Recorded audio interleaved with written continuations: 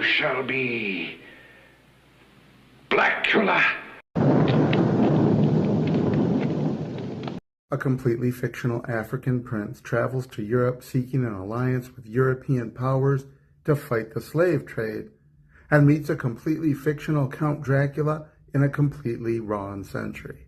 This bigoted fellow turns Prince Mamawaldi into a vampire and curses him with a derivative of his own name, 1972, the blaxploitation horror classic, Blacula.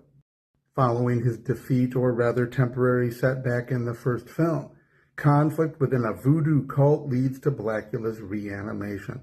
One by one, members of the cult end up transformed into his undead army until he seizes the voodoo priestess with the sudden inspiration of undoing the curse put upon him centuries before. 1973, Scream, Blacula, Scream. Despite the sillier elements, the Blacula movies are a good deal more serious than many other blaxploitation films. They give a fresh feel and twist to a very old story that is recycled perhaps too often. There's a reasonably well-done focus on Black American culture as it continues to explore its own history.